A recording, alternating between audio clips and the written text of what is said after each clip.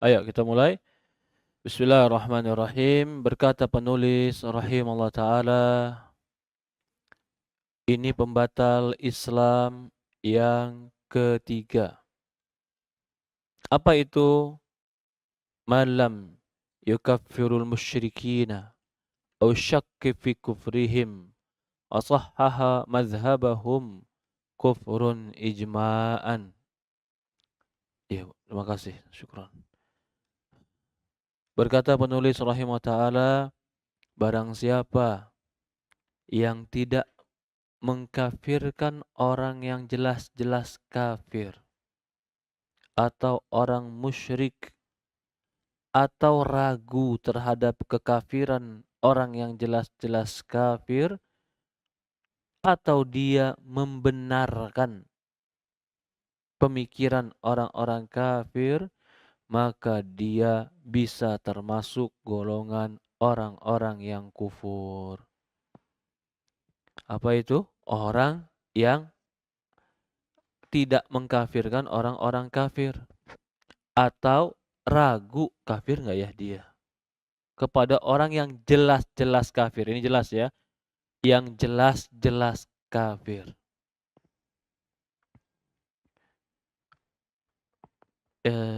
Contoh orang yang meragukan Trinitas itu salah atau benar ya? Apa itu Trinitas? Tuhan itu ada tiga menjadi satu, satu di antara tiga, begitu ya?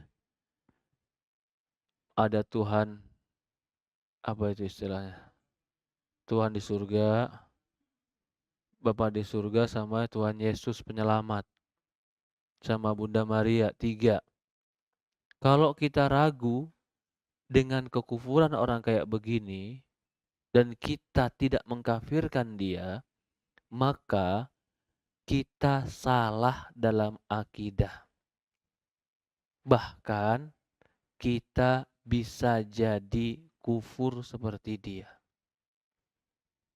Apa dalilnya? Dalilnya banyak sekali. Tapi sebelum kita berbicara tentang dalil, bahkan sini ijma para ulama.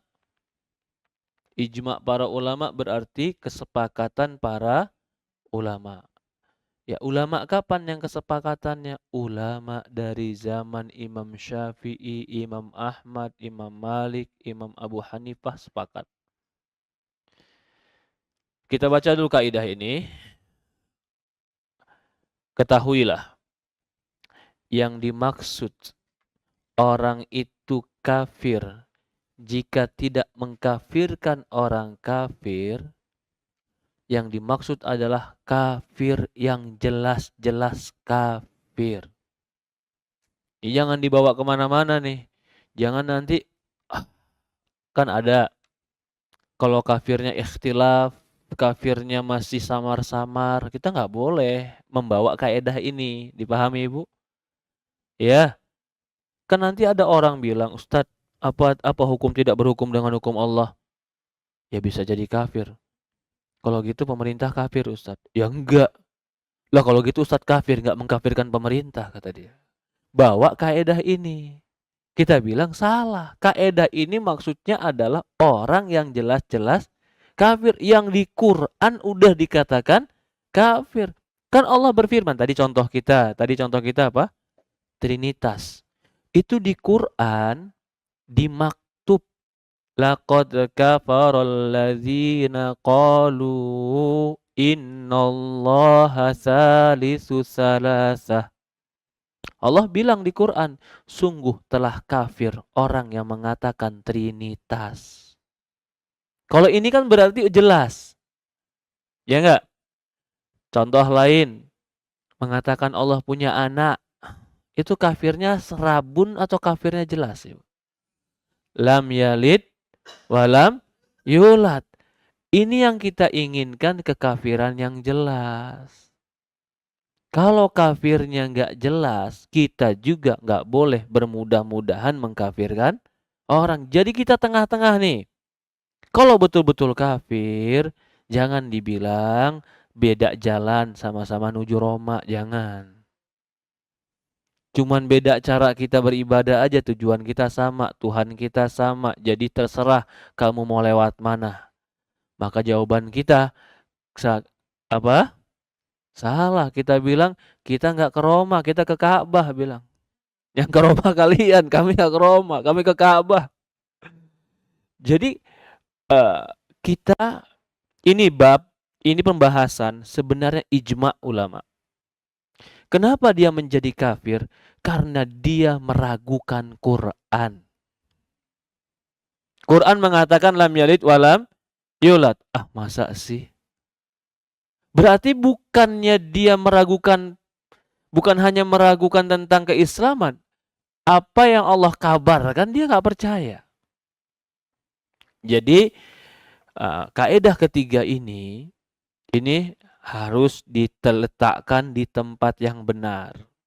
Karena kalau tidak, kalau salah pemahaman juga di kaidah ketiga ini, akhirnya lahirlah pemahaman semua orang kafir karena tidak mengkafirkan orang kafir. Nah, itu salah juga.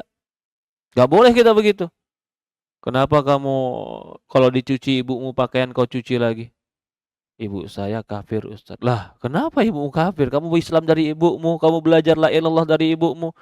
Gara-gara ibu saya nggak ikut kajian sama ustaz saya. Barang siapa yang tidak mengkafirkan orang kafir, maka ibu jadi kafir. Allahu Akbar. Kalau ketemu orang kayak begini bilang, jangan bermudah-mudahan mengkafirkan orang kafir. Tapi kalau yang udah dimaktub, ditulis dan dicatat sama Allah di Quran sebagai orang kafir, kita juga nggak boleh bilang dia Islam. Jadi kita letakkan di mana? Di tengah-tengah. Ada sebagian orang sekarang terlalu ke kiri sampai dia ekstrim, semua orang dibilang kafir, sampai orang lagi sholat di masjid juga dia bunuh gara-gara dia bilang kafir. Gak boleh. Itu bukan akidah Ahlussunnah wal Jamaah. Dia bawa ini katanya tidak mengkafirkan orang kafir, kafir Ustaz. Maksudnya kalau yang udah termaktub di Quran, bukan cuman pendapat seseorang. Kalau sudah tertulis di Quran, orang musyrik yang mengaku ada Tuhan selain Allah sebagai pencipta dan pengatur, itu kan sudah jelas. Atau beribadah langsung kepada selain Allah, itu kan sudah jelas. Atau seperti tadi, mengatakan bahwasannya ada yang disembah selain Allah. Nah, ini nggak boleh. Termasuk yang sekarang lagi rame nih. Siapa? Presiden Syria, Bashar Assad. Dia punya bapak namanya Hafid al-Assad. Hafid al-Assad ini menjadi presiden di awal tahun 70-an dengan cara kudeta. Dia gulingkan pemerintah Suriah, dia menang. Tapi dia ini termasuk kelompok yang mengatakan Ali itu Tuhan. Nah, Syiah juga sebagian Syiah pun mengkafirkan dia. Jadi kalah ekstrim Syiah sama dia. Syiah kalah ekstrim. Syiah itu cuma bilang Ali lebih baik daripada Abu Bakar dan Umar. Abu Bakar dan Umar itu togut. Ya kan? Tapi Ali jadi Syiah itu kan punya tingkatan-tingkatan. Sampai ada Syiah mengatakan Jibril itu salah, yang Nabi itu harusnya Ali. Kalau yang paling tingginya namanya Alawiyun, Nusairiyun, itu mereka berpendapat Ali itu Tuhan. Dan ini kenyataan. Maka itu mereka kalau ada orang ditangkap, dipenjara, disuruh sujud ke fotonya Bashar Assad. Karena mereka menganggap itu adalah tidak ada Tuhan kecuali Bashar Assad. Dan dia partainya Partai Ba'as. Apa itu Ba'as? Partai Ba'as itu kalau di Timur Tengah partai komunis. Komunis. Maka dia dibantu oleh siapa? Rusia. Ya, kembali kita, kalau kayak begini ini jelas-jelas kekufurannya. Maka kaum muslimin membela diri untuk melepaskan diri dari mereka itu masih diperbolehkan. Tapi kalau permasalahannya khilaf kayak tadi atau permasalahan yang nggak jelas. Permasalahan yang nggak jelas gimana? Contoh, Ustadz, negara kita kan bukan negara Islam. Iya, lalu pemerintahnya ikutin undang-undang Belanda, Ustadz. Iya, lalu kalau gitu kafir dong, Ustadz. Nggak ikut agama Islam, nggak ikut syariat. Saya bilang nggak kafir. Tapi mereka lakukan dosa, nggak kafir. Oh kalau gitu Ustadz juga kafir karena nggak mengkafirkan pemerintah. Ini sesat, nggak boleh. Apa ada termaktub di Quran dengan jelas bahwasannya mereka kafir? Kan nggak ada. Bisa jadi mereka tidak menerapkan syariat Islam bukan karena mereka menganggap jadi mereka benar. Bisa jadi salah satu pertimbangannya menjaga persatuan supaya Indonesia nggak saling pecah, ya nggak? Dia hanya berpikir itu saja. Kita bersatu dulu aja deh. Kalau kita paksakan Islam kepada syariat nanti akhirnya Indonesia terpecah-pecah menjadi ada yang setuju, ada yang enggak. Kan itu salah satu kenapa dulu eh, pembangun negeri ini termasuk ya kan banyak dulu partai-partai Islam yang akhirnya setuju dengan apa yang dirumuskan oleh Soekarno dan apa yang dirumuskan oleh Hatta. Bahkan apa yang dirumuskan juga oleh pendiri-pendiri negara seperti Sultan Tahrir, ya. Mengapa mereka setuju? Asalkan tadinya sebagian mereka seperti partai-partai Islam ingin menegakkan syariat Islam. Setelah diadakan pendekatan, ini kalau syariat Islam ditegakkan, nanti bagian timur pisah, nggak mau bareng sama kita. Akhirnya mereka mengambil keputusan, ya udahlah, kita ambil aja ketuhanan yang Maha Esa. Ketuhanan Maha Esa itu ketuhanan Maha Esa. Prinsipnya siapa? Orang Islam. Orang Nasrani Trinitas. Trinitas kan sebenarnya bukan ketuhanan Maha Esa. Orang Hindu bukan Esa Tuhan mereka. Tuhan mereka banyak. Orang Buddha, Esa nggak Tuhan mereka? Enggak. Tapi dibawa kalimat lebih halus. Ketuhanan yang Maha Esa. Dalam kurung Tauhid. Ketuhanan Maha Esa itu apa sih? Tauhid. Nah kenapa mereka melakukan ini? Kita menganggap bukan karena mereka tidak percaya dengan Islam. Tapi mereka menganggap ini maslahatnya. Nah kalau begitu, mereka melakukan itu semua, tidak bisa langsung menerapkan syariat Islam secara penuh. Apakah karena mereka membenci Islam atau karena mereka menganggap sebuah manfaat dan maslahat di situ? Apa jawabannya? Mereka melihat sebuah maslahat dan manfaat. Kalau begitu, boleh nggak kita mengkafirkan orang yang tidak menolak Islam tapi menganggap belum waktunya kita terapkan semuanya? Jawabannya nggak boleh dikafirkan. Jadi kalau ibu-ibu lihat nih, anak-anak muda kalau udah belajar agama, dimasukin tuh pemerintah kufur. Sampai kejadian sebagian mereka yang bunuh polisi di tengah masjid. Pernah dengar itu? Di Cirebon pernah kejadian anak muda baru tobat 3 bulan, ya subhanallah. Baru 3 bulan belajar agama, dicuci otaknya, disuruh ngebom tengah masjid. Nanti dijanjiin apa? Kalau kamu mati, kamu ketemu bidadari. Allah. Lah ibu-ibu sekarang nih belajar kok kami diajarin Ustaz. Nanti kita punya anak, punya cucu, kasih tahu. Gak boleh kita mudah mengkafirkan orang lain. Kecuali yang sudah termaktub di Quran dia kafir. Nah ini juga termasuk salah satunya. Jangan sampai nanti kita juga ketemu orang-orang yang tidak mau mengkafirkan orang kafir. Gak boleh. Apalagi di bulan Desember begini. Hmm. Hmm. Hah? Serba salah ya. Diikutin salah, nggak diikutin benar. Kita ikutin kita salah, nggak kita ikutin kita benar, tapi sikapnya jadi serba salah begitu. Artinya maka itu di Quran langsung Allah tegaskan. Jadi maaf, Nabi Isa dengan Nabi Muhammad jarak berapa tahun? Berapa? Sekarang kalau di Masehi tahun berapa? 2000 kan? Masehi. Kalau Hijriah 1450-an ya. Berarti ada jarak sekitar 500 sampai 600 tahun. Karena Masehi ini dasarnya adalah lahirnya Isa al-Masih. Maka dikatakan tahun Masehi. Tahunnya Nabi Muhammad itu adalah tahun Hijriah. Berarti antara tahun Hijriah dan Masehi itu ada sekitar 500 tahun. Yang saya ingin tegaskan berarti kejadian lahirnya Nabi Isa itu sudah lebih dulu sebelum ada datangnya Nabi Muhammad SAW. Tapi Rasulullah SAW sekalipun gak pernah mengucapkan selamat kepada orang Nasrani yang tinggal di Mekah atau Madinah. Padahal mereka juga sudah mengadakan acara itu. Karena Nabi Isa 500 tahun sebelum Nabi Muhammad SAW.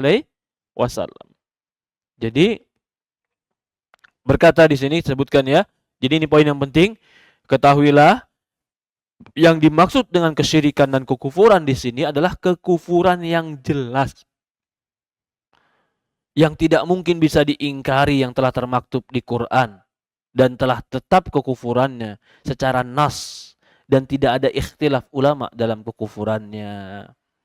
Tapi kalau ikhtilafnya kekufurannya masih ikhtilaf ulama, kufur atau enggak, kita nggak boleh bawa kaidah ini. Barang siapa tidak mengkafirkan dia kafir, nggak boleh. Ini hanya dipakai kepada masalah yang udah betul-betul jelas dan termaktub dan tidak ada khilaf para ulama.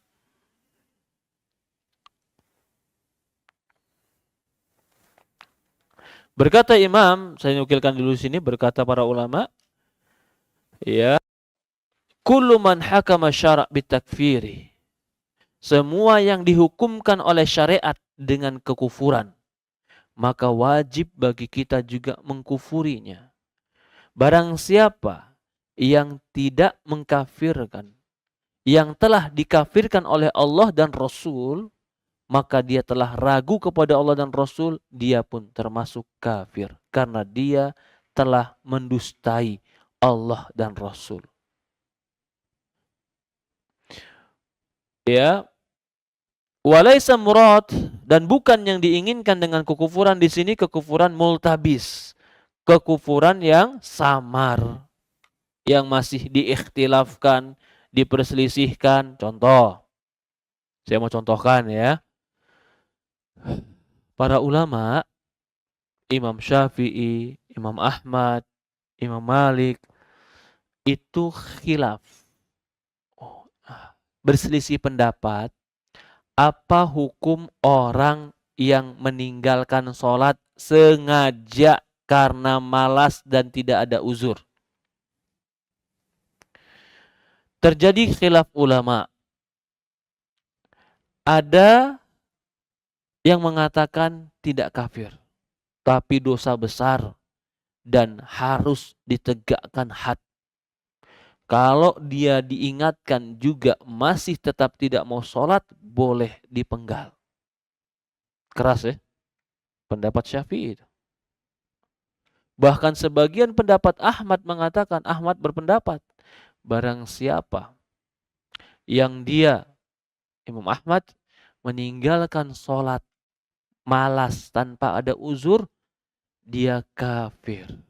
Mutlak kafir, keluar dari Islam.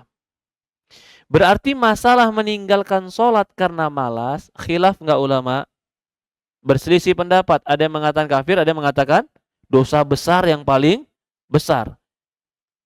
Lalu tiba-tiba ada orang bilang, nanya ke saya, umpamanya, atau ada orang nanya ke temannya, menurut kamu orang meninggalkan sholat malas kafir atau tidak? Dia bilang, ikut pendapat ulama yang mengatakan itu dosa besar dan sangat besar. Kafir enggak? Enggak. Kalau gitu kamu kafir karena enggak mengkafirkan orang meninggalkan sholat. Dia bawa kaidah ini, barang siapa yang tidak mengkafirkan orang kafir maka kafir. Kita bilang apa? Kamu salah penerapan kaidah. Karena kaidah ini enggak boleh diterapkan bagi masalah yang samar. Enggak boleh. Ya. Contoh lain. Ini sering terjadi juga nih. Kalau sekarang udah mulai jarang. Dulu di tahun-tahun 90-an Ada masjid kalau disolatin sama orang lain masjidnya dipel. Kalau sekarang mereka udah nggak ngepel terang-terangan, tapi tetap sembunyi-sembunyi. Nggak boleh begitu. Apa dasarnya sih? Dasarnya satu, kalian bukan muslim, najis. Bukan muslim, najis. Bukan muslim, najis. Karena orang yang bukan muslim itu menurut mereka najis. Loh alasannya kenapa? Karena kalian gak ikutin guru-guru kami. Lah, berarti mengkafirkan orang tanpa ada alasan yang benar. Bahkan sebagian mereka kalau sholat di belakang kita, diajarin sama gurunya, kamu sholat aja secara fisik, tapi secara niat kamu tidak berjamaah. Kamu sholat sendiri. Itu juga pendapat yang salah. Gak boleh kaum muslimin begitu. Suatu hari ada sahabat perang. Berdua perang, dia kejar orang musyrikin dalam peperangan ini.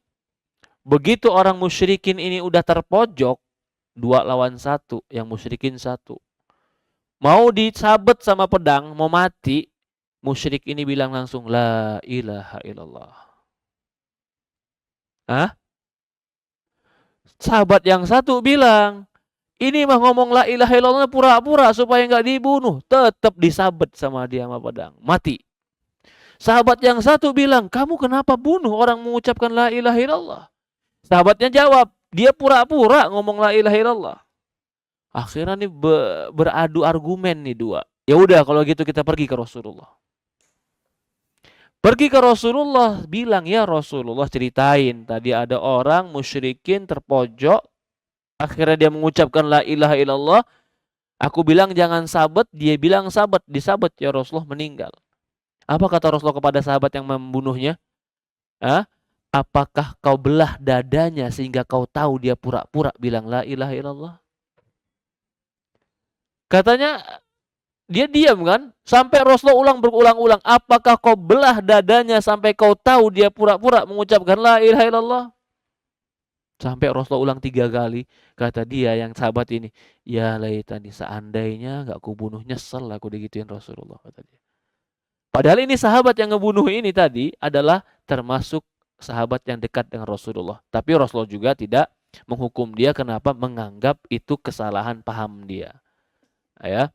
Jadi di sini dalil kita nggak boleh ya menghakimi orang untuk mengatakan kafir kalau tidak ada kepastian dan kejelasan. Apalagi orang-orang yang sudah mengucapkan la ilaha illallah. Nggak boleh.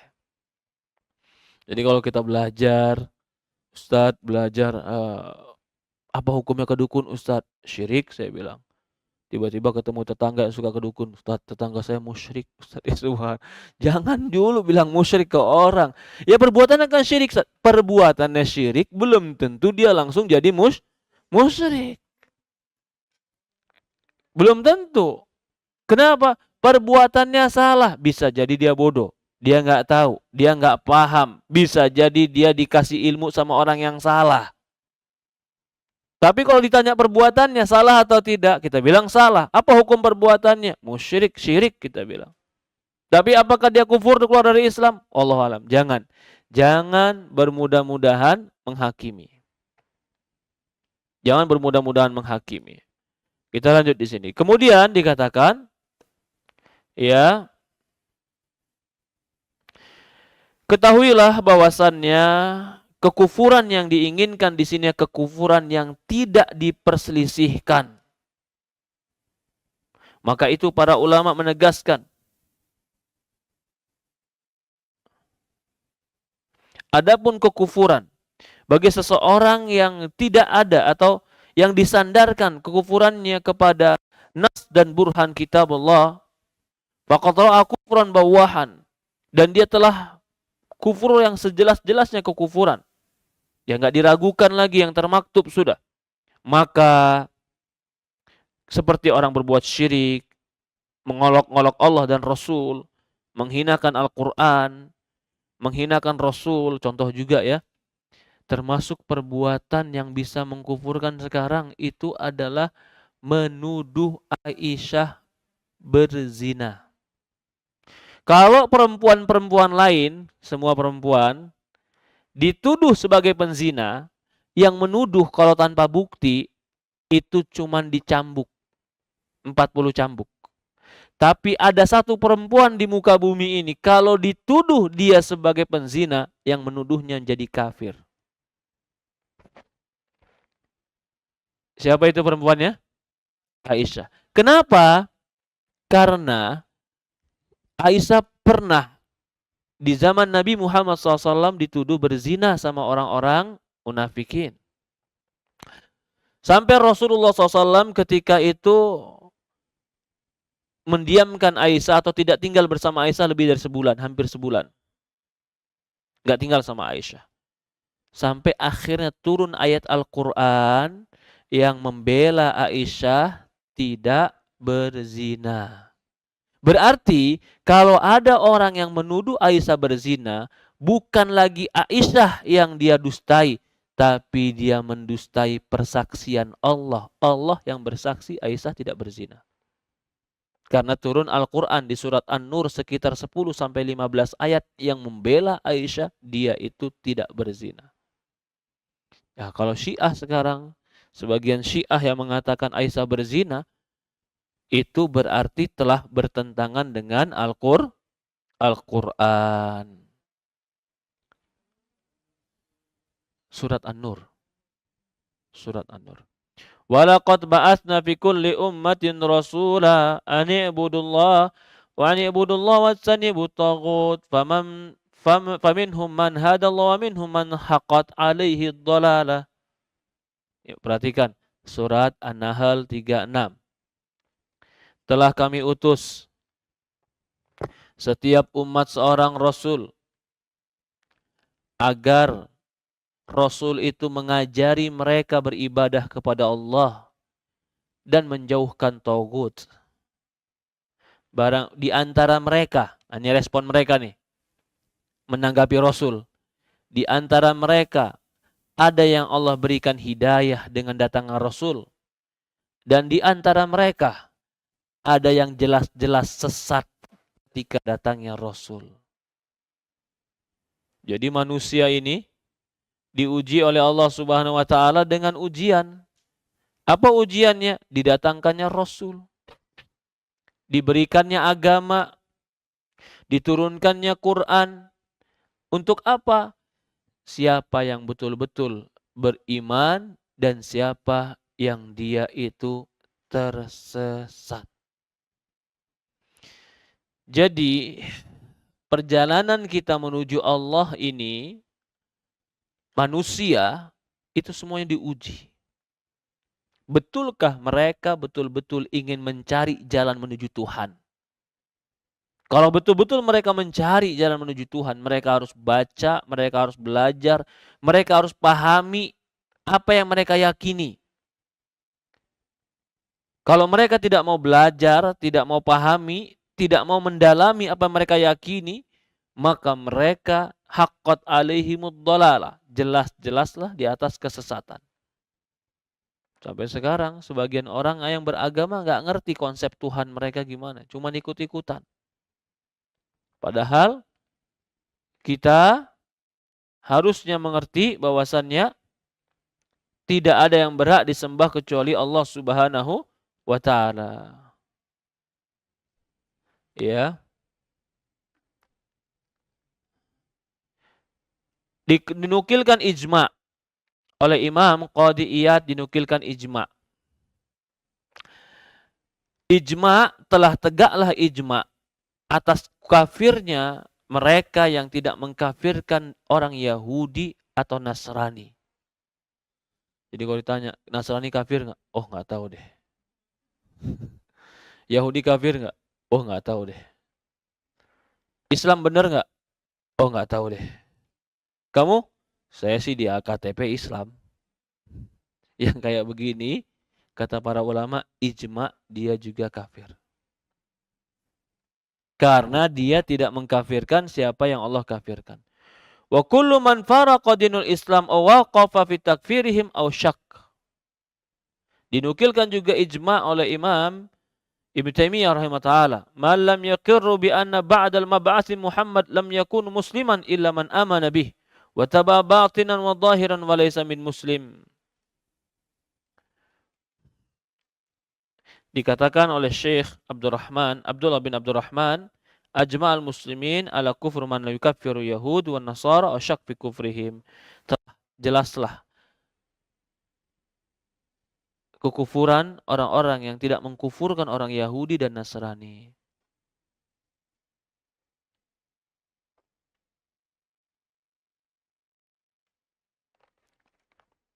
Sekarang berbicara tentang dalilnya. Apa dalilnya? Rasulullah mengatakan, "Man qala la ilaha illallah wa kafara bima yu'badu min dunillah, haruma maluhu wa damuhu fa'ala haruma damuhu wa maluhu wa hisabu 'ala Allah." Kata Rasulullah sallallahu alaihi wa ala alihi wa sahbihi wasallam, barang siapa yang mengucapkan la ilaha illallah dan dia mengkafirkan, kafara bima yu'badu min dunillah, segala sesuatu yang disembah selain Allah, maka orang seperti ini terjagalah darah dan hartanya. Hadis ini ingin menegaskan bahwasannya orang yang akan terjaga darah dan hartanya bukan hanya mengucapkan la ilaha illallah, akan tetapi dia juga harus kafara bima yu'badu min dunillah, mengkufuri, mengingkari, tidak meyakini apa saja yang diibadahi selain Allah Subhanahu wa taala. Jadi hadisnya jelas.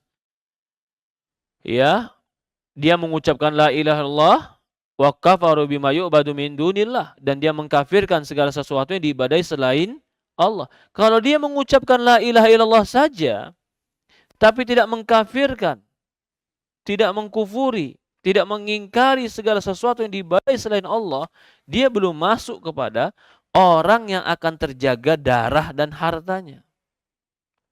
Kalau dia mau termasuk orang yang terjaga darah dan hartanya, tidak boleh ditumpahkan darah, maka dia harus mengucapkan la ilaha illallah disertai dengan kafara bima yu'badu min dunillah, mengkufurkan segala sesuatu yang diibadahi selain Allah.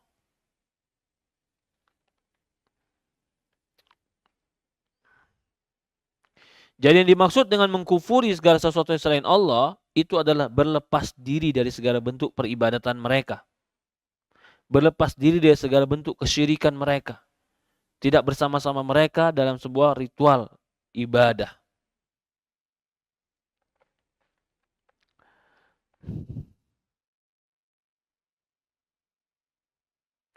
Berkata Syekh, agama Islam dibangun di atas dua kaidah.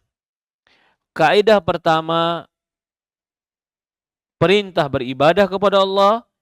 Kaidah kedua, peringatan dari perbuatan syirik.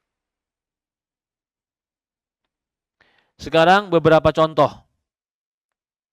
Orang yang tidak mengkafirkan orang kafir, yang telah jelas, beberapa contoh kita sebutkan di sini. Di antaranya, satu, berkata Syekhul Islam,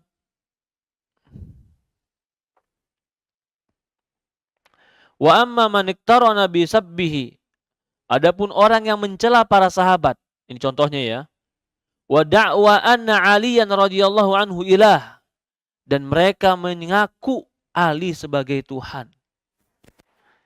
Perhatikan ini, yang bilang siapa? Imam Ibnu Taimiyah. Ibnu Taimiyah dari mana? Ibnu Taimiyah dari Damaskus. Damaskus sekarang di mana? Di Syria. Ibnu Taimiyah hidup kapan? Hidup 8 atau abad ke-8 Islam. Berarti sudah 600 tahun yang lalu Ibnu Taimiyah bilang ini. Orang yang mengaku Ali sebagai Tuhan adalah kufur. Dan ternyata keyakinan ini di Damaskus itu sudah ada 600 bahkan 700 tahun yang lalu. Dalam sebuah riwayat, diceritakan, ini tentang masih kembali kepada Bashar al-Assad. Bapaknya Bashar al-Assad namanya Al-Hafidh al-Assad. Dia tahu bahwasannya Imam Ibnu Taimiyah ini selalu membantah kelompok yang mentuhankan Ali. Dan Ibnu Taimiyah sebagai kelompok Sunni, bukan Syiah. Dia tahu itu. Dan dia tahu juga Imam Ibnu Taimiyah dikubur di sekitar kota Heron. Pokoknya di daerah-daerah Syria yang mau ke arah Irak. Padahal Ibnu Taimiyah sudah meninggal berapa ratus tahun, 600 tahun yang lalu. Dia perintahkan pasukannya untuk mencari kuburan Syekhul Islam Ibnu Taimiyah. Apa tujuannya? Dia mau bongkar dan dia mau mayitnya dicabik-cabik. Ketika itu, sebagian orang dengar ini. Sampai pasukannya masuk dalam kota disterilkan. Setiap kuburan dicari, ada nggak kuburannya Ibnu Taimiyah? Kalau ada mereka akan keluarkan. Sebenci itu dia dengan Imam Ibnu Taimiyah. Apa kata Imam Ibnu Taimiyah? Orang yang mencela Nabi dan mengaku Ali sebagai Tuhan atau Ali sebagai Nabi, bahkan Jibril dianggap telah salah dalam memberikan risalah dan wahyu, tidak diragukan lagi. Orang kayak begini kufur. Bahkan tidak diragukan lagi. Orang yang tidak bersikap dengan kekufuran orang ini, mereka pun termasuk kufur. Jadi nggak boleh kalau yang seperti ini kekufurannya. Mengatakan Ali sebagai Tuhan. Yang kedua, contoh lain. Berkata Muhammad bin Sihnun, ajma'ul ulama ana syatam ar-rasul mutanakkis lau kafirun wal wa'idu ja'a alaihi bi azabillah. Telah ijma' ulama, barang siapa yang mencela, mencaci Rasul dan merendahkan, menghinakan Rasul, maka dia kufur dan telah diancam dengan azab dari Allah Subhanahu wa taala. Dan hukumnya kalau dia ketangkap, hukumnya dibunuh. Ini dalam Islam nih, yang mencela Rasul hukumnya dia apa? Dibunuh. Barang siapa yang meragukan kekufuran orang yang mencela Rasul ini dan meragukan bahwasannya orang mencela Rasul ini adalah orang yang pantas untuk dihukum, barang siapa yang ragu dengan kekufurannya, maka bisa jadi dia kufur. Berkata Syekh Utsaimin rahimahullah ta'ala, barang siapa yang mengingkari kekufuran Yahudi dan Nasrani, walladzi lam yu'minu bi Muhammad, dan orang yang tidak mengkufurkan orang-orang yang tidak beriman dengan Nabi Muhammad, wa kadzdzabu faqad kadzdzaba Allah wa Rasul, dia telah mendustai Allah dan mendustai Rasul. Takdzibullah kufrun, mendustai Allah adalah kekufuran, man syakka fi kufrim fala syakka fi kufr. Barang siapa yang ragu juga dengan kekufuran mereka, maka mereka itu adalah kufur. Ini masih sebagian contohnya. Ya.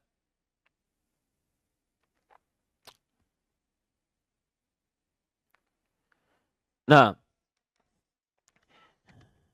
ini beberapa kaidah dari pelajaran yang keempat.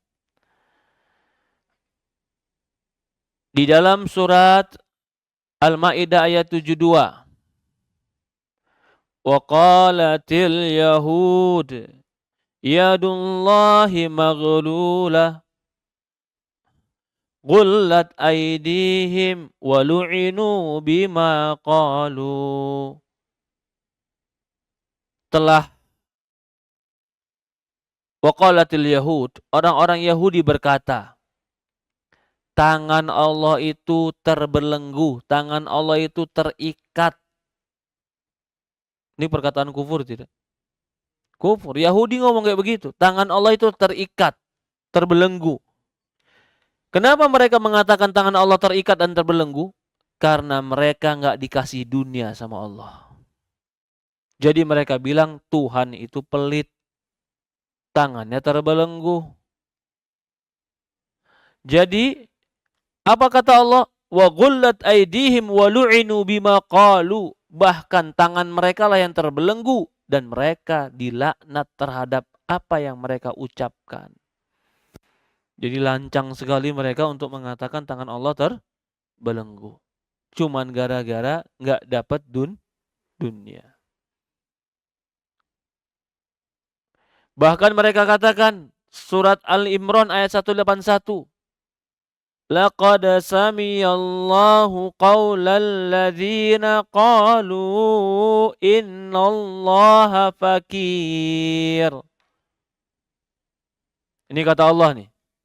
Sungguh Allah telah mendengar orang-orang yang mengatakan sesungguhnya Allah itu miskin.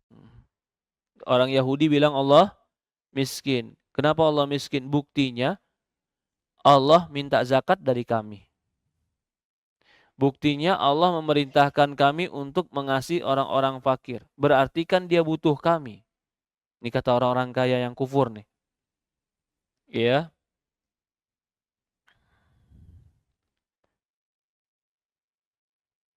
Ini adalah pernyataan orang-orang Yahudi tentang Allah yang menyebabkan Allah murka pada mereka. Contoh lagi di surat Al-Maidah ayat 72. Al-Maidah ayat 72. Laqad kafara alladzina qalu innallaha huwa Masih ibnu Maryam. Sungguh telah kafirlah orang-orang yang mengatakan bahwasannya Tuhan itu adalah Masih ibnu Maryam. Surat apa? Al-Maidah ayat 72. Jelas nggak nih surat? Jelas.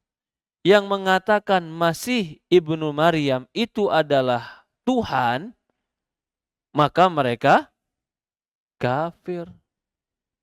Yang mengatakan Masih ibnu Maryam anak Tuhan, mereka pun kafir. Lam yalid wa lam yulad wa lam yakul lahu kufuwan ahad. Lam yalid wa lam yulad, tidak beranak dan tidak diperanakkan. Dan tidak ada satupun yang sama dengan Allah Subhanahu wa taala.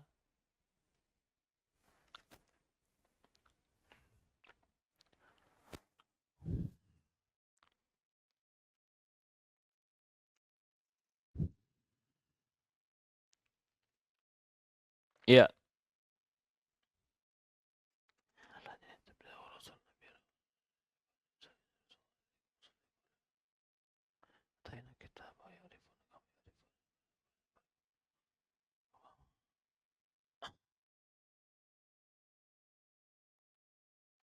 Kata Syekh di sini. Oleh karena itu sungguh aneh. Bagaimana bisa membandingkan agama Yahudi dan Nasrani dengan agama Islam? Agama Yahudi dan agama Nasrani setelah diutus Nabi Muhammad SAW telah dihapus oleh agama Islam. Islam agama yang benar. Tidak tersisa lagi suatu agama pun selain agama Islam yang dibawa oleh Nabi Muhammad SAW. Sehingga siapa yang tidak masuk ke dalam Islam dan tidak mau beriman kepada Muhammad SAW, maka ia kufur. Baik orang Yahudi, Nasrani, penyembah patung, ataupun orang ateis. Jadi siapapun yang tidak mau beriman kepada Nabi Muhammad, berarti dia kufrun. Sekarang ini mereka menyelenggarakan berbagai muktamar sebagai upaya pendekatan antara agama. Sangat disesalkan acara-acara itu didukung oleh orang-orang mengaku dirinya beragama Islam. Mereka meramaikan muktamar-muktamar tersebut lalu menyebutnya sebagai dialog lintas agama atau dialog antar perbedaan atau dengan nama-nama misalnya. Kehadiran mereka pada acara tersebut bukan dalam rangka membantah syubhat-syubhat yang dibawa oleh orang Yahudi dan Nasrani. Justru mereka menghadirinya untuk mengadakan kompromi dengan orang Yahudi dan Nasrani. Mereka merasa cukup bahwa Yahudi dan Nasrani mengakui bahwa Muhammad adalah Nabi. Sekalipun secara lahirnya mereka tidak mengakui keumuman ajaran beliau. Mereka mengingkari keumuman ajaran yang beliau SAW bawa. Seolah-olah mereka mengatakan ridho terhadap kami dan kami pun akan meridho kalian. Ini berkaitan dengan apa? Dalil-dalil orang itu kufur kalau tidak mengkufurkan orang Yahudi dan Nasrani. Ya.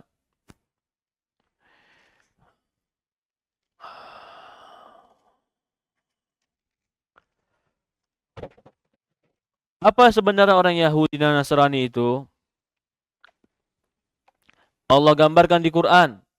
Kata Allah Subhanahu wa taala, "Walan tarda ankal yahudu wala nasara hatta tattabi'a millatahum." Al-Baqarah ayat 120. Al-Baqarah ayat berapa? 120. Masya Allah nih, hari ini cuacanya nggak panas ini. Cuacanya Masya Allah agak mendung, gerimis-gerimis. Masjidnya agak dingin. Perut habis makan siang. Masya Allah. Godaannya berat. Mudah-mudahan pahalanya besar. Iya, perhatikan. Ya, surat Al-Baqarah ayat 120. Apa kata Allah? Saya bacakan bahasa Arabnya. Walan tarda ankal yahudu walan nasara hatta tattabi'a millatahum. Apa artinya? Bagina?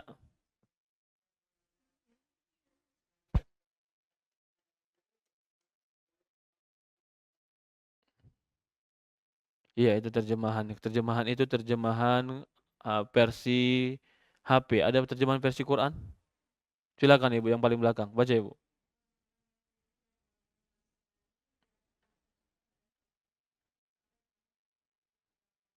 Tuh, agak beda dikit.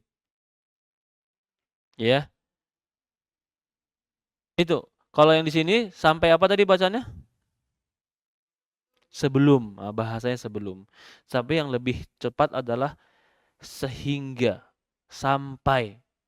Mereka kalau sebelum dan sehingga itu bedanya apa Ustaz?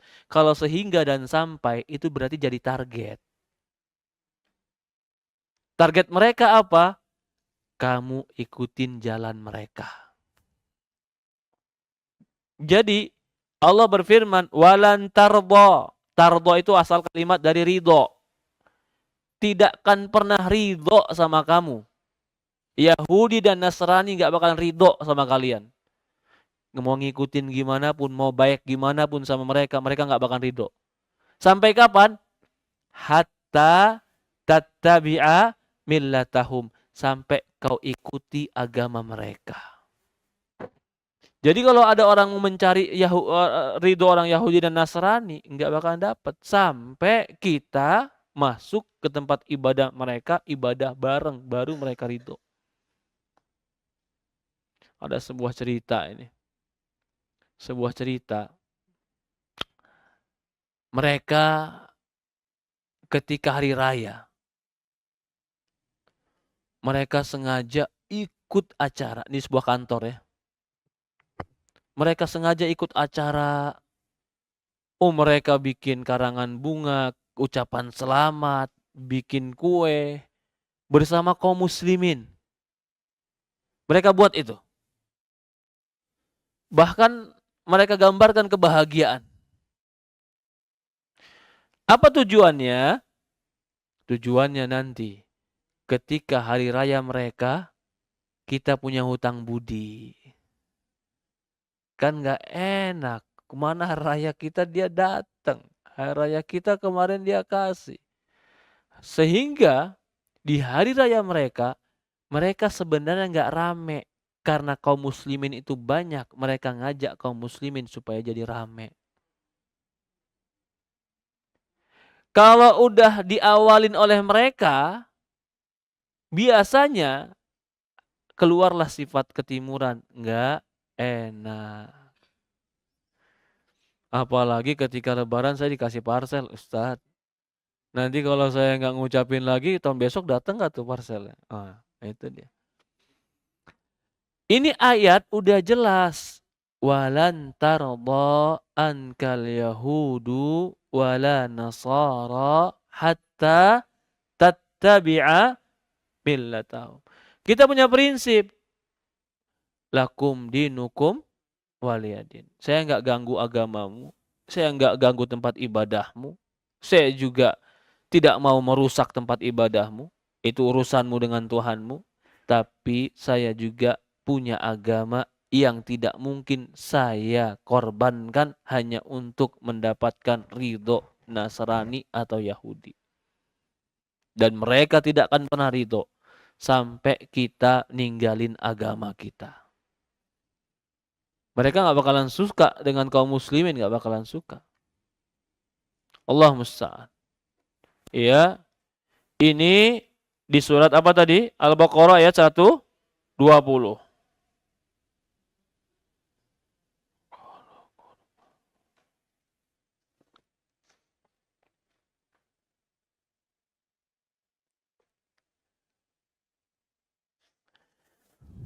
Ya, maka dari ini semua, dari kaidah yang ketiga ini, kita mengambil sebuah pelajaran, tidak boleh ragu dengan yang telah Allah kafirkan.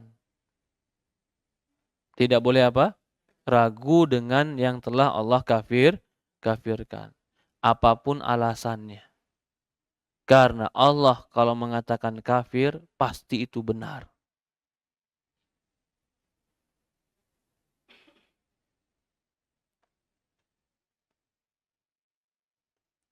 Begitu juga di antara konsekuensinya nih. Konsekuensinya nih Bu.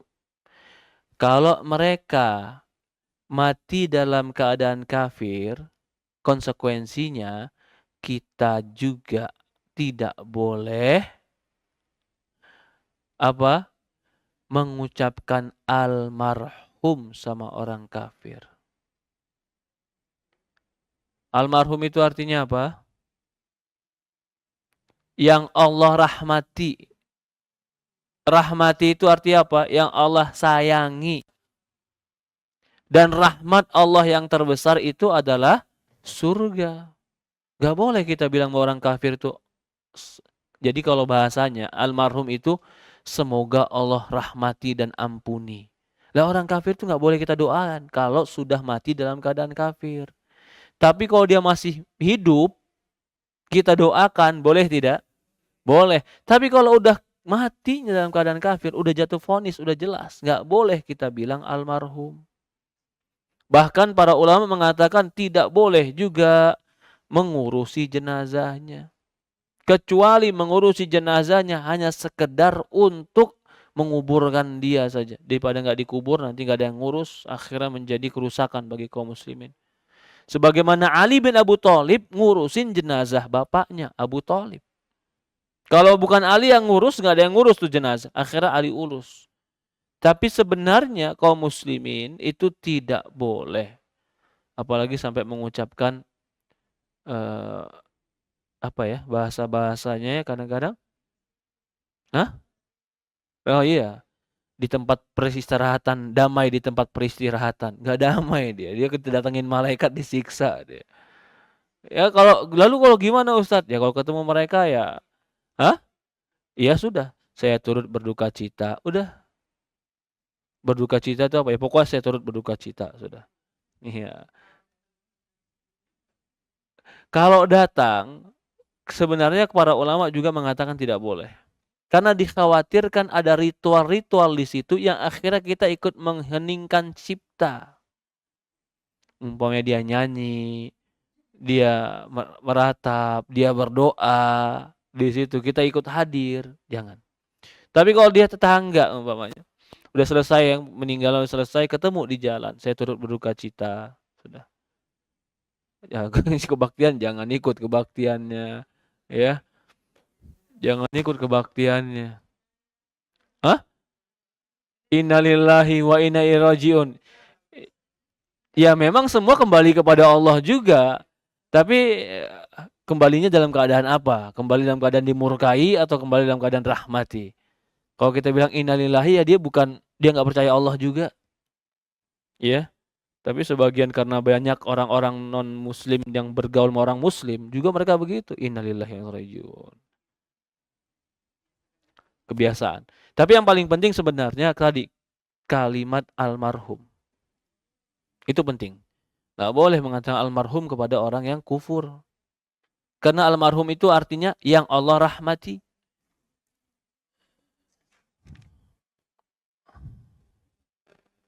Yang berikutnya, orang muslim ini apa ya? Ini hasil atau buah daripada kaidah ketiga ini. Apa itu?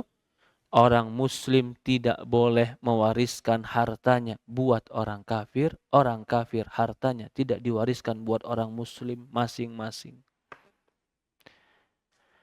Karena Rasulullah mengatakan dalam sebuah hadis, la yarithul muslim kafir wala kafir muslim. Tidaklah orang muslim itu mewariskan untuk orang kafir dan orang kafir untuk orang muslim. Jadi kalau ada orang tuanya murtad, anaknya nggak boleh ngasih warisan ke orang tuanya.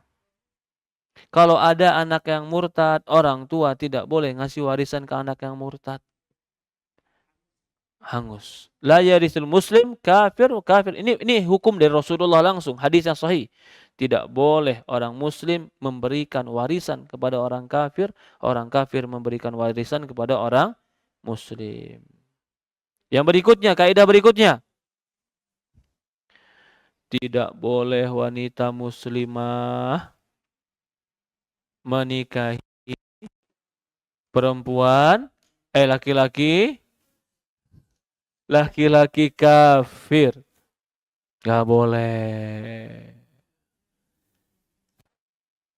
Laki-laki musyrik gak boleh. Perempuan muslimah tetap harus nikah dengan laki-laki muslim. Beda kalau laki-laki muslim. Laki-laki muslim boleh nikah kepada Nasrani atau Yahudi, tapi nggak boleh nikah sama orang musyrik. Beda. Kenapa Yahudi dan Nasrani masih boleh? Karena Allah bolehkan di Quran. Ahli kitab masih dibolehkan. Ya kenapa yang boleh kalau perempuannya non-muslim, laki-lakinya muslim? Kenapa boleh? Karena biasanya laki-laki mendominasi. Yang ngajarin, yang ngebimbing, yang ngajak. Kan begitu sifat perempuan biasanya kalau diajarin sama suami, oh iya. Ya kan? Tapi kalau perempuannya yang muslimah, laki-lakinya non-muslim, baik Yahudi, Nasrani atau musyrik, pernikahannya zina. Ini hukum Allah ini. Nggak bisa dirubah Ustaz. Ya minta sama Allah rubahnya, minta sama saya. Enggak, kalau Ustaz aja yang rubah sendiri nggak mau. Saya ngerubah ngapain? Apa keuntungan buat saya? Saya yang dihukum sama Allah, saya yang dimasukin neraka sama Allah, cuman gara-gara mencari kesenangan 1-2 orang. La ilaha illallah. Nggak boleh. Bahkan kata para ulama, pernikahannya batal. Nggak boleh itu. Ya, nah ini kadang-kadang ada nih orang-orang muslim kayak begini. Dia rela ninggalin bapak ibunya yang muslim, wanita yang ninggalin bapak ibunya muslim untuk dapat laki-laki kafir. Ya Allah. Sebuta itukah dunia? Allah musta'an. Tapi ya perempuan kadang-kadang kalau udah kena rayuan ya iya aja, Ustaz. Allah musta'an. Ini konsekuensi yang keberapa? Keempat. Konsekuensi pertama tadi apa?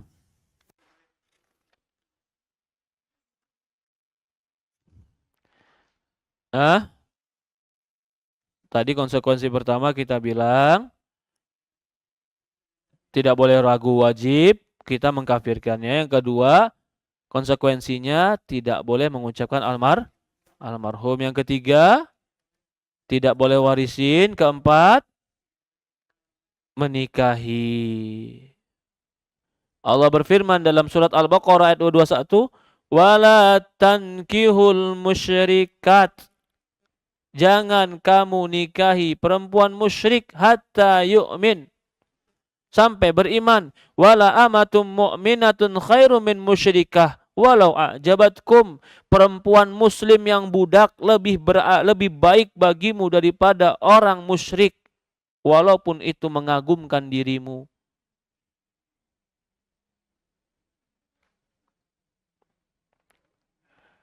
Allah berfirman pada surat Al-Baqarah ayat 221. Wala tunkihu musyrikin hatta yu'minu. Jangan perempuan beriman menikah dengan laki-laki musyrik sampai dia beriman. Wala abdu mu'min khairu min musyrik walau a'jabatkum. Ulaika yaduna ilan nar wallahu yad'u ilal jannah wa maghfiratu biiznih. Mereka itu mengajak kepada neraka, Allah mengajak kepada surga. Adapun dalil laki-laki muslim boleh menikah dengan ahlu kitab disebutkan surat Al-Maidah ayat 5. Surat Al-Maidah ayat 5.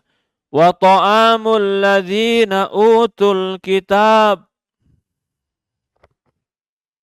wa ta'amul ladzina utul kitab hillul lakum wa ta'amukum hillul lahum.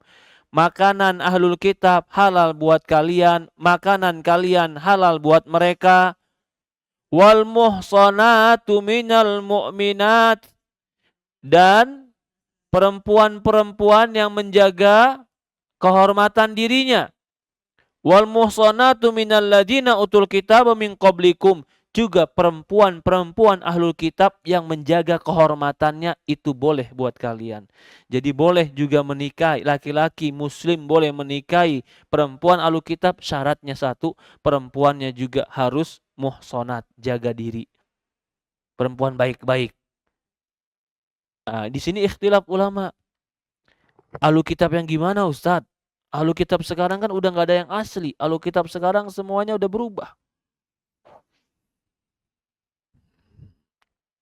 Apakah orang yang mengakui Trinitas masih dianggap ahlul kitab atau sudah keluar dari ahlul kitab?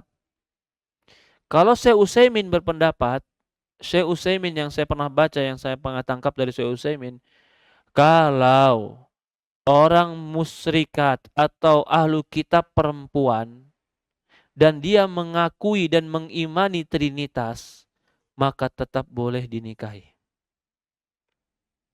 Karena ada yang mensyaratkan boleh perempuan ahlu kitab, tapi ahlu kitab yang betul-betul kitab dulu, yang dia juga pakai hijab, yang dia juga mengharamkan babi, yang dia juga tidak mentuhankan Isa. Kan ada ini ahlu kitab yang kayak begini. Ada kan? Kata mereka bolehnya ahlu kitab begitu, tapi ada yang mengatakan tidak. Ahlu kitab yang mengakui Trinitas juga boleh.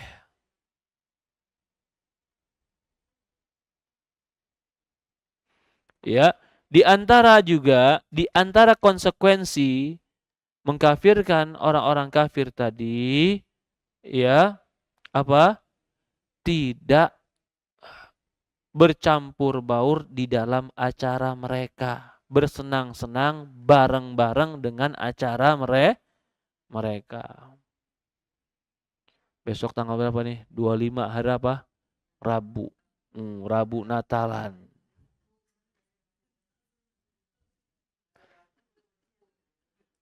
Hari Rabu, enggak Ustaz, saya cuman ya ikut-ikutan rame-ramein aja Ustaz, pawai obor. Pawai obor buat apa? Buat Natal, enggak boleh.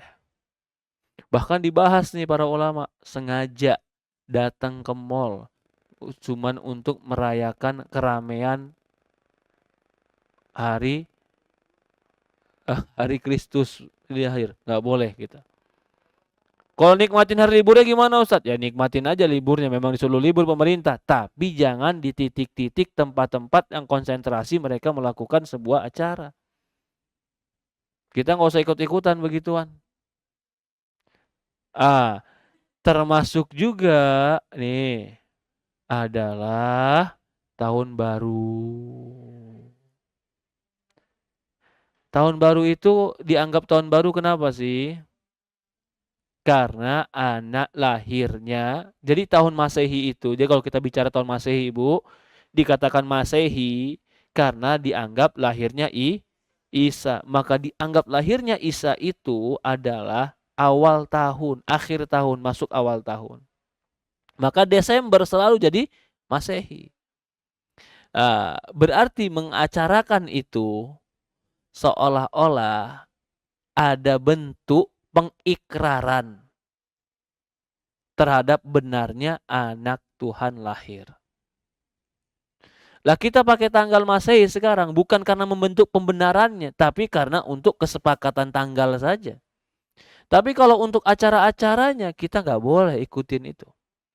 Valentine, acara tahun baru, acara Natal, acara Paskah, kenaikan, keturunan, ada apa aja tuh. Ya, itu nggak boleh ikut-ikutan kita. Itu beda. Kalau hari Ibu biasanya nggak ada hubungan dengan agama ini. Ini nggak ada hubungan dengan agama. Ya itu cuman hari penghormatan, mungkin hari guru, hari ibu itu hari penghormatan saja. Tapi kalau ini berhubungan dengan agama ini, pasca, kenaikan, keturunan, kelahiran, ini semua ini berkaitan dengan agama. Kita nggak boleh ikut-ikutan.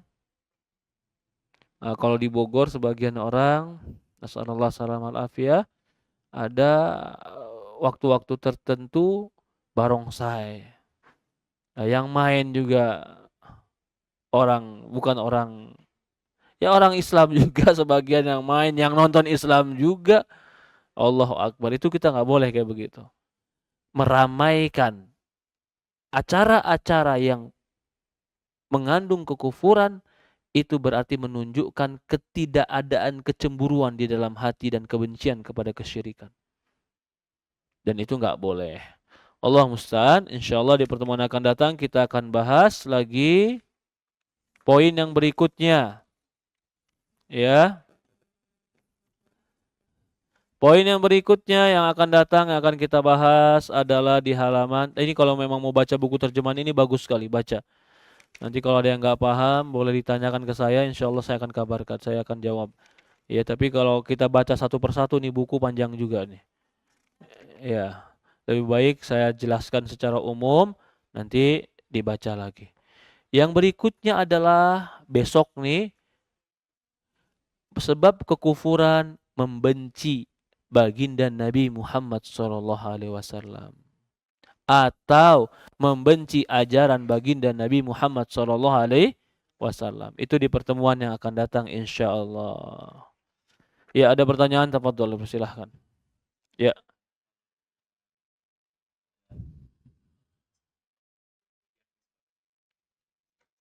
Iya. Kalau tujuannya ngejar diskon padahal kita nggak butuh, kita khawatir termasuk meramaikan. Meramaikan. Tapi pas betulan di tanggal itu persiapan di rumah habis, beras habis, ya kan? Pergilah ke swalayan, kebetulan diskon, ambil aja diskonnya karena sesuai kebutuhan. Tapi kalau lagi nggak ada butuh, saya sebenarnya nggak ada butuh sih, tapi pengen lihat. Mana tahu ada baju diskon, sepatu diskon, tas diskon. Nah, dia pergi akhirnya. Jangan, seperti itu jangan. Allahu a'lam. Ya, ada lagi yang lain? Iya, Ibu. Silahkan. Waalaikumsalam warahmatullahi wabarakatuh.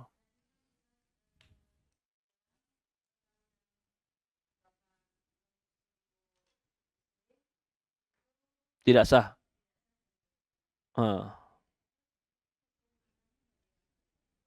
Hukum anaknya dinisbatkan anaknya kan? Hukum anaknya dinisbatkan kepada ibu. Dia tidak dinisbatkan kepada bapak. Walaupun secara biologis dia itu bapak, tapi secara di mata Allah syariat dia bukan bapak. Ya.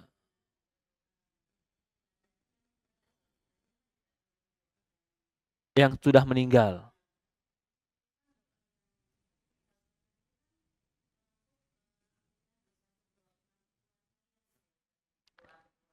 Oke, oke.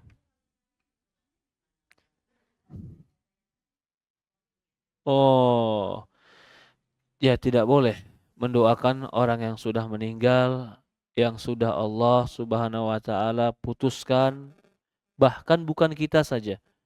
Nabi Ibrahim ketika ingin berdoa untuk bapaknya, Allah larang. Nabi Ibrahim itu. Iya, jadi kalau kita bagaimana Ustadz? Ya sudah, Kalau betulan doanya kan lafaz Quran Ustaz, Rabbik firli wali walidayya.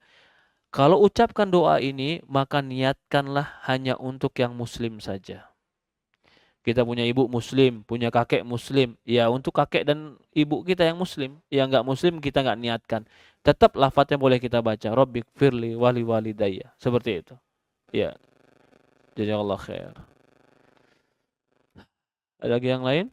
Silahkan. Tidak ada, kita cukupkan. Kurang lebih mohon maaf. Semoga Allah berikan kita ilmu yang bermanfaat. Semoga Allah berikan kita keistiqomahan, ketentraman jiwa, ketenangan hati, ilmu yang menjadi amal. Semoga Allah Subhanahu wa taala ampuni dosa-dosa kita. Semoga Allah berikan kita husnul khatimah. Kita tutup dengan doa kafaratul majlis. Subhanakallahumma wa bihamdi asyhadu an la ilaha illa anta nastaghfiruka wa atubu ilaik. Assalamualaikum warahmatullahi wabarakatuh.